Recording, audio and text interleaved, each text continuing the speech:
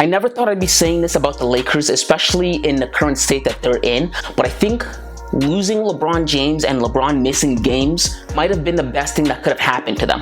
Hey guys, my name is Emmanuel Camia, and before I jump into this video, I just want to ask you guys to hit the subscribe button and leave a like under this video if you like this content, and let's jump into this video. If you're not privy to what I'm talking about, recently LeBron James missed a string of games due to an injury. To be more specific, the injury was listed as a strained left adductor. I don't even know what that is, but he missed 4 or 5 games, and in that time, the Lakers went through something that was very eye-opening for me, and I came to the conclusion that maybe LeBron missing games wasn't as bad as I originally thought it was. And I think this for really 2 reasons. The first reason is because of this.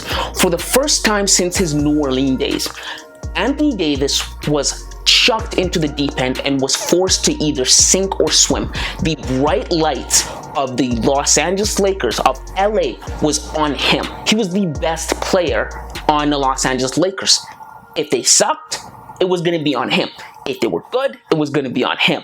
It wasn't going to be LeBron, because LeBron usually takes up all that light. He takes up all that attention. But with LeBron out, Anthony Davis was left to do his thing. And boy, did he do his thing, because for the last 4 or 5 games, Anthony Davis went on a tear that we haven't seen in such a long time, that he looked like a completely different player. In the last 4 games that Anthony Davis played without LeBron James, he did not only look like his old self, he looked like he could be a front runner for the MVP. He looked like he was peers with some of the best big men in the league, guys like Nikola Jokic and Joel Embiid. You don't hear Anthony Davis's name in the same breath as those guys anymore. There was a time when Anthony Davis was regarded as one of the best big men in the league, if not the best big man. Now it's either Nikola Jokic, Joel Embiid, or Giannis Antetokounmpo. But this Anthony Davis, he took a stroll down memory lane. The guy put up 4 30-point plus double-doubles. I'm talking 30 points, 11 rebounds, 37 points, 18 rebounds, monster numbers. Numbers that I was just like, where's this guy been? Where has this Anthony Davis been? Because if LeBron James had Anthony Davis, this Anthony Davis, last year, there wouldn't have been talks to trade Russell Westbrook. If LeBron James had this Anthony Davis last year, the Lakers would have made the NBA playoffs. Forget about last year. If Anthony Davis was this good at the beginning of the season, the Lakers wouldn't be 6-10 right now. They wouldn't be below 500. So where has this Anthony Davis been? Ever since Anthony Davis won a championship with LeBron in a bubble, felt like Anthony Davis lost all his motivation to be a basketball player. It felt like Anthony Davis wasn't putting in enough work. It felt like Anthony Davis didn't really want it as much. It felt like he didn't have a mountain to climb. And that's why all those other big men came and surpassed him. That coupled with all of his injuries. But with all that being said, this is great for the Lakers. Why? Because this shoots up Anthony Davis's stock for potential trade. And yes, the Lakers should be considering trading Anthony Davis. In fact, the Lakers should have considered trading Anthony Davis and Russell Westbrook last season.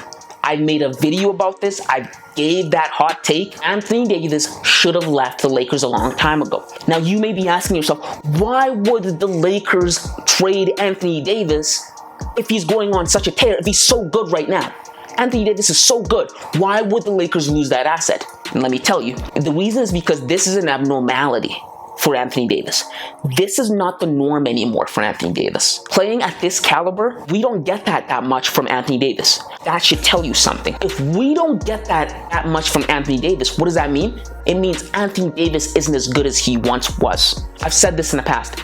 Anthony Davis peaked a long time ago. Anthony Davis peaked in New Orleans. And so don't let that small outburst of productivity fool you. This is not the norm. This is the abnormality. And if the Lakers are smart, they use this outburst in performance and productivity as a selling point into trading Anthony Davis to getting back really good assets so they can surround LeBron James. Assets that are going to be there actually play the games, because that has been one of the things that has stifled the Lakers and has stifled Anthony Davis. The fact that Anthony Davis never actually plays. Anthony Davis isn't actually there for the crucial moments. And this outburst of performance isn't something that's new. It's happened before, in which Anthony Davis performs really well, then he breaks something. He breaks either his foot, his knee, his back, doesn't matter. What matters is he breaks something and he is rendered useless and on the bench. And he leaves LeBron James to carry the Lakers in his old late 30s age. Something that just shouldn't be happening. Something the Lakers thought wasn't going to be happening when they originally traded for Anthony Davis. So if I were a betting man, I'm going to bet one or two things. Anthony Davis does not continue to perform at this level for a prolonged period of time, or Anthony Davis gets injured. Anthony Davis cannot perform like this for a long period of time because his body normally doesn't let him do that. It's just not in him. That's just not how his body works. I've seen the pattern. I know how it is. I know the guy. And so if Rob Pelinka is smart, if the Lakers are smart, they leverage this outburst in performance, show it to other teams. They say, hey, listen, this guy, he's the deal right now. Look at these numbers. He's putting up monster numbers.